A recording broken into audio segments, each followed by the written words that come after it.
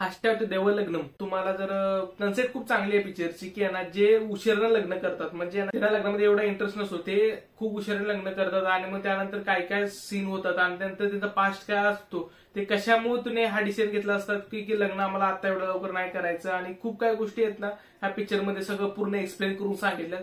पण खूप सारे असे आपल्या आजूबाजूला पण कपल्स आहेत की ना त्यांना एवढं लोक लग्न नाही करायचं असतं, ते 30ची ओरडतात 35ची ओरडतात, त्यानंतर ते लग्नाचा विचार करतात की नक्की ओके की आम्ही ह्या टायमाला आम्ही आता लग्न करू, आणि ते नक्की लग्न करायच्या कॅटेगरीमध्ये आहेत त्यांना.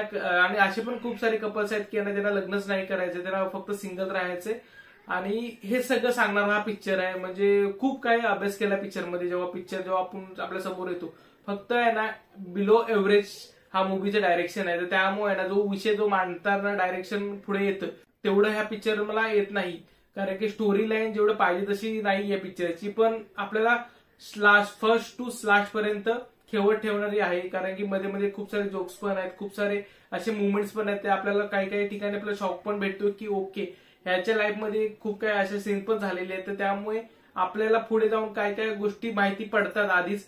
पण ते जर जरा साईडला ठेवलं तर आपण जर पिक्चर एन्जॉयमेंट करायचं असेल ना तर पिक्चर वन टाइम वॉच असल्यामुळे आपण काही बोलू शकत नाही पिक्चर बद्दल, कारण की डायरेक्शन अबाव एव्हरेज असल्यामुळे पण सगळ्यांची ऍक्टिंग खूप चांगली आहे पिक्चरमध्ये. तर त्यामुळे जर तुम्हाला जर ऍक्टिंग परफॉर्मन्स बघायचा असेल तर हा पिक्चर तुमच्यासाठी बेस्ट वॉच असेल. आणि जर तुम्हाला जाणून घ्यायचं असेल की माणसं लग्न का नाही करत, म्हणजे एवढं लेट का लग्न करतात, आणि आपल्या सराउंडली काय काय भाग असतात की मुलं मुली एवढ्या उशिराने लग्न का करतात ना, ते सगळं कारण आहेत ह्या पिक्चरमध्ये दडलेली आहे. तर त्यामुळे जर तुम्हाला हे सगळे कारण जाणून घ्यायचे असेल तर तुमच्यासाठी मस्ट वॉच हा पिक्चर असणार आहे.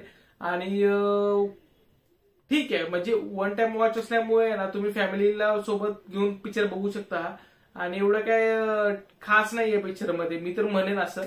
पण ज्यांनी जर पिक्चर बघितला असेल तुम्ही मला कमेंट करून सांगा. आणि जर तुम्हाला हा व्हिडिओ आवडला असेल तुम्ही या चॅनल लाईक करा, शेअर करा, सबस्क्राईब करा. तोपर्यंत भेटू आपण एका नवीन व्हिडिओ मध्ये, तोपर्यंत बाय.